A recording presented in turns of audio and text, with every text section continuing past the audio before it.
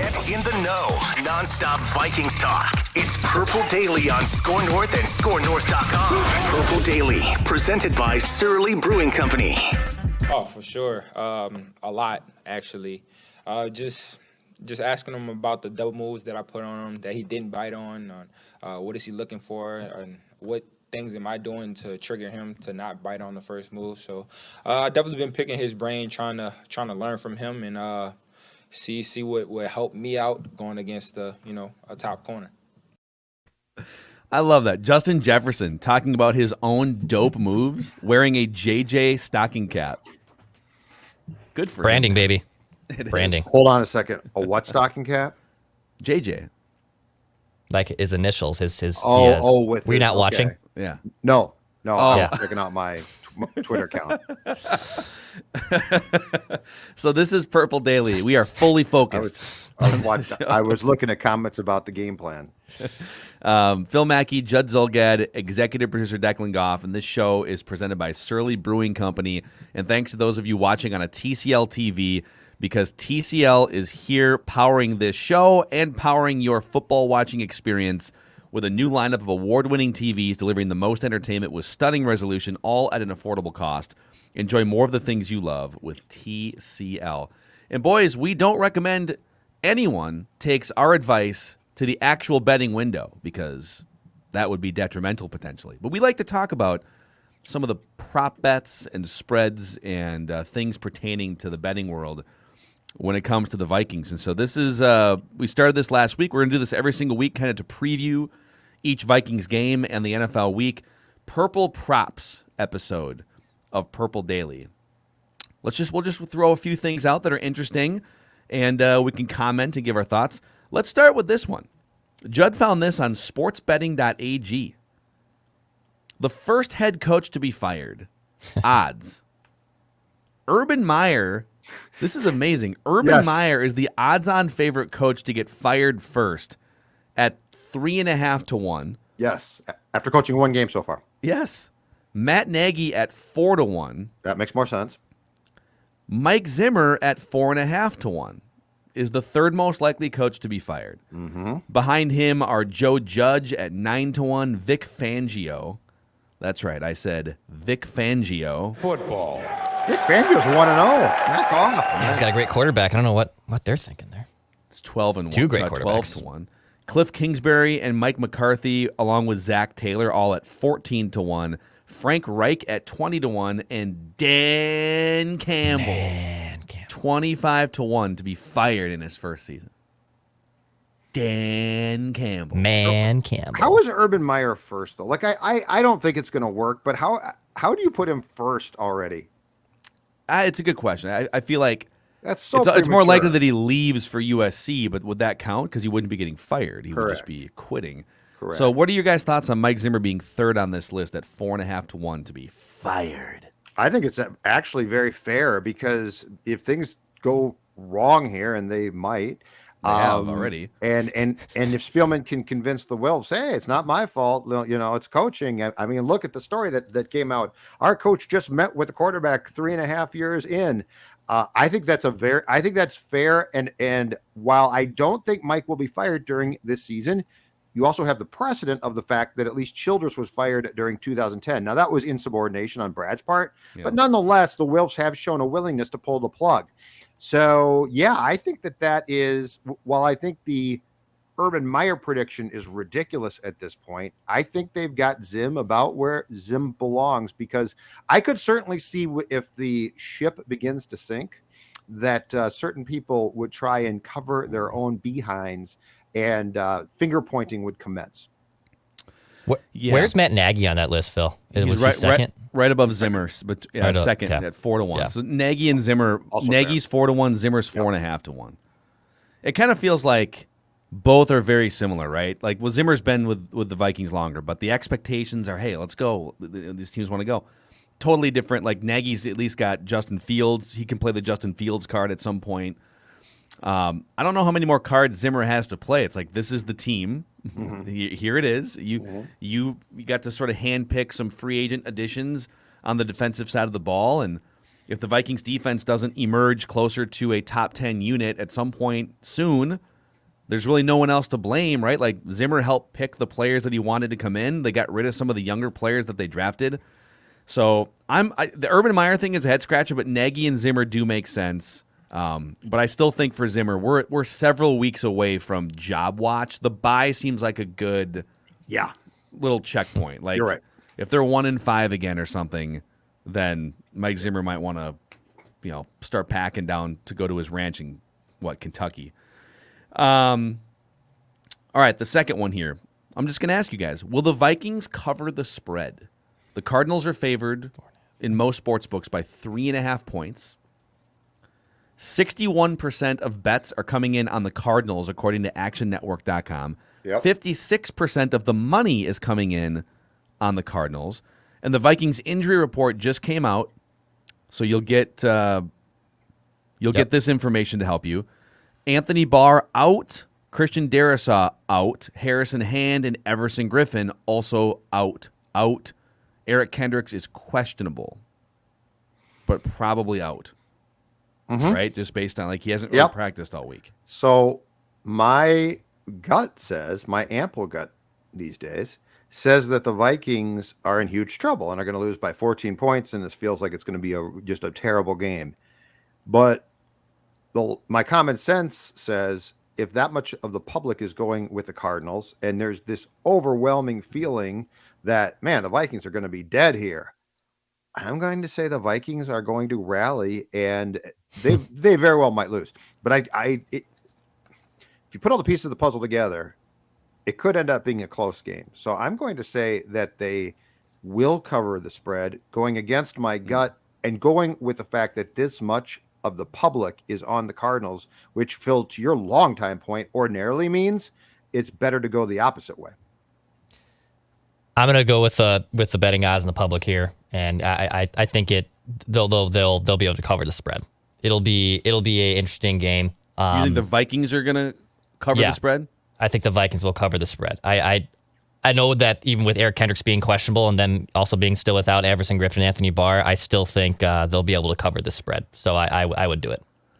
I feel like this line. I wish I would have seen what this line was before the season started, because they'll give you lines like a couple weeks out, or correct. It kind of feels like the vibe around this game has changed drastically because of the week 1 results, which isn't always correct, Like the Cardinals beat the crap out of the Titans, who are highly respected, and the Vikings look like garbage against the Bengals, who are not. And I see that Action Network's models project that this spread should be more like 2.5 than 3.5. So I feel like the line moved at least 1 or 2 points because of what happened in week 1. And with that little half-point kicker, the 3.5, if the Cardinals, let's say this is a close game and the game flow, it's a tie game, Cardinals kick a game-winning field goal, the Vikings would cover the spread. So my sense is the Vikings, if I'm going to put money on this, I would pick the Vikings to keep it close enough or win outright. I would take those points. The Cardinals, by the way, were one of the heaviest blitzing teams in the NFL defensively last year. They blitzed on 40% of their defensive snaps. So they love to send an extra guy. I think it was like 32% in week 1 against the Titans. So that's something to watch for here with this offensive line. Not only are you dealing with Chandler Jones and J.J. Watt, but they also love to send an extra guy more often than most defenses in the NFL. And Kirk Cousins, here's another nugget for you. Kirk Cousins in his career against the spread is basically just the same as he is in general. He's 54, 53-1 against the spread. Wow. And I believe he's 53, 54-1 overall, just straight up. So, all right, some select props from the game. You guys ready for these? KJ Osborne, 35.5 receiving yards is the over-under. Are you going over or under? He had, 76 yards in the first game. Are you going over or under 35.5 for KJ Osborne receiving yards? I would go over. I'd go over because I think Kirk trusts him, and he's a good guy to get the ball out to. I'm going over. Yeah, I'll take the over on that one, too. He had a really impressive game. It probably is right to say that he might come back down and Jefferson gets a little bit more yards and targets. So I can kind of see where that levels out a little bit more for him. But I'll take the over with KJ Osborne. I think he can get 40 yards. Ordinarily, I would say, all right, everything regresses, back down here. I'm going to go over too because I don't think I don't think the Cardinals are game planning for KJ Osborne. I think as a product of game planning for Jefferson and Thielen, Kirk has shown, then I'll just move these targets over to KJ Osborne. Kirk feels comfortable doing that. So I don't know if he's going to go for 7 and 76 or whatever again, but on Kirk Cousins, he had 49 pass attempts last week. The over-under for this week's game is 35.5 passing attempts. Over or under for Kirk Cousins? 35.5 passing attempts. I'm going under for this week. I'm going under. And look, this does not mean that I don't expect him to pass the ball effectively, because I do. But the game flow got way out of whack and out of hand because of the start against the Bengals. Mm-hmm. If the Vikings are going to cover the spread, the game flow is going to remain fairly consistent to what they want. So I'm going to go under. I will go over. I still think even with Dalvin Cook bound to have a bigger day, the Cardinals not having a great rush defense, at least from last season as well, I still think Kirk ends up passing probably 40 times, and I think it could be a shootout. It could potentially be a really, really fun game between Kyler Murray and Kirk Cousins. So I will take the over in the pass attempts. This is a tough one because if they win the game, I think it's under. Right. But if they're trailing and they lose the game, I think it's 40, 45 pass attempts out of necessity. Mm-hmm. And I don't know. I feel it's tough. I think they're going to keep it close enough. I think they would like to keep this under 35.5. So I'm going to go under. But if the game flow gets out of whack, it's for sure over. If they're going to cover the spread, I think it needs to be slightly under that. Judd Zulgad, over or under 8.5 Surly beers from, let's say, today at 5 p.m. and Sunday at 11 p.m. Well, don't ask me that. Ask Declan that, because Declan Goff is the man who likes to set that one. Declan, what do you think? That's an easy. You hit the over on that. 8 out of 7 days a week, baby. That's an over. Let's just say I started last night with my personal favorite Surly Furious IPA. I started last night during the Washington football team's exciting win against the Giants, and I don't plan to stop now. And you know what? I want all of you to get up out of your chairs and head to your local liquor store and do what I did, which is pick up some delicious Surly. Now, again, I suggest the Furious, but Surly has a bunch of good beers, because you know why? You do enough settling Monday through Friday. What do? You settle in life, right? The weekend's all about you. Crack open a delicious Surly Furious. Enjoy the IPA that revolutionized Minnesota craft beer. Don't settle. Get Surly. And send me your pictures. You drinking a Surly. A little happy hour, maybe? Show us your cans. Show us your cans. Your Surly Furious cans at Jay's Olga. Also, a shout out to our friends at Moon Motorsports in Monticello. So Monticello is out in the western, just sort of fringe of the metro area. It's my old stomping grounds out there in Buffalo. And they have a place, Moon Motorsports, that is the largest regional, inventory selection is what I'm looking to say, of ATVs, side-by-sides, motorcycles, snowmobiles. If you like power sports and you like getting out and about and having a blast, this is your place to stop by, or visit them on the interwebs at moonmotorsports.com. 50 years, family-owned and operated, and a huge supporter of us here on Purple Daily. So if you like motorsports, power sports, and you like us, go support Moon Motorsports. 50-plus years, family-owned and operated. All right, a few more props here. Justin Jefferson, not featured as much as we would have liked. The over-under for his receiving yards is 70.5. Okay, so I'm over on Osborne, but I don't think KJ Osborne has as many receiving yards as he did in week 1. I am going over on this, but again, I'm not saying he's going to have a ton of catches, but I think he's going to have a few more big plays, and so I'll go over based on that. Yeah, hit me that over. Hit me that over all day. He should have had a touchdown against the Bengals in week 1. I think big play Justin Jefferson steps up here and it's a big touchdown. Yeah, hit me that over. Yeah, I'm feeling the over here. I'm feeling over 100. I think this is going to be a fairly high scoring game. Dalvin Cook, 79.5 rushing yards, 79.5 over under.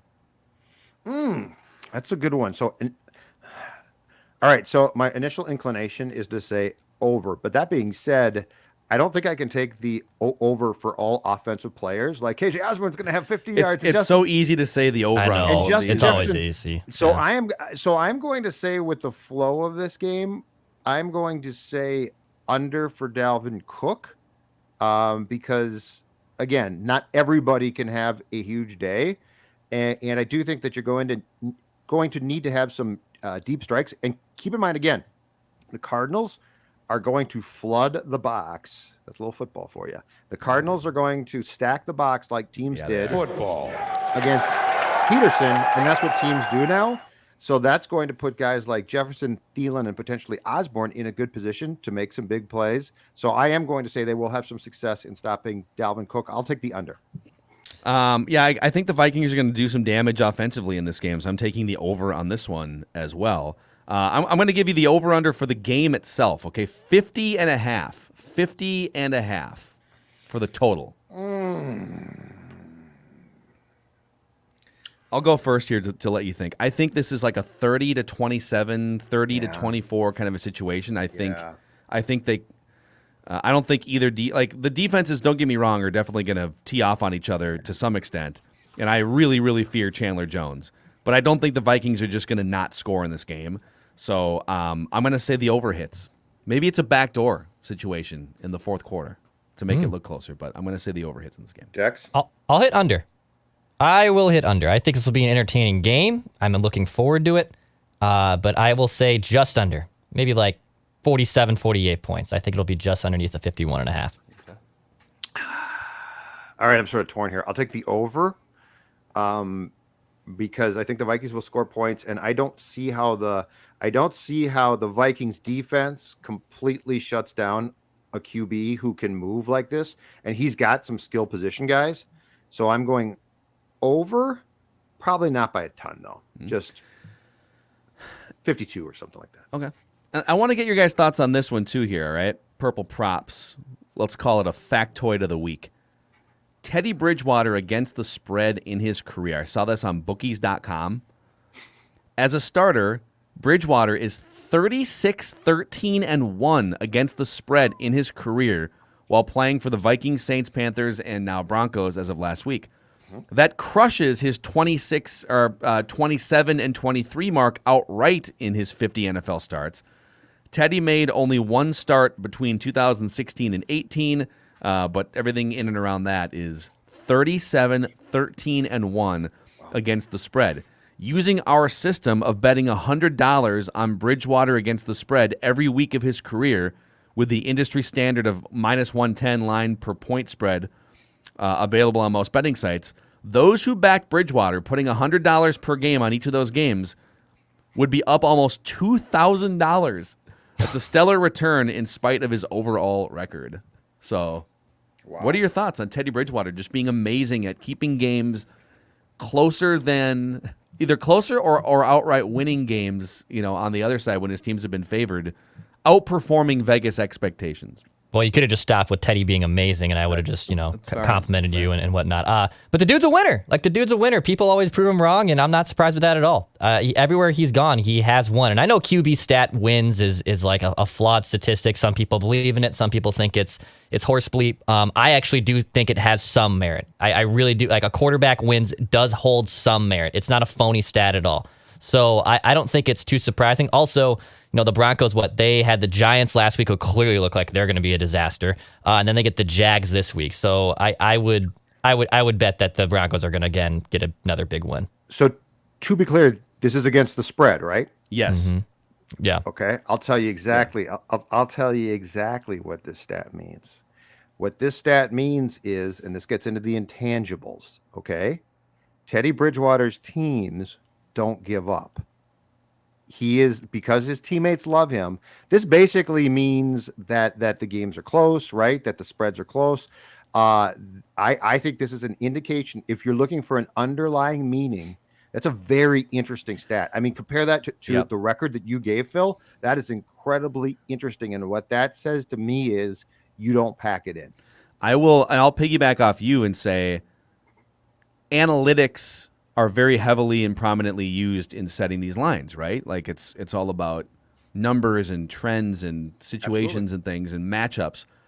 And so the analytics and the numbers would tell you the spread should be this.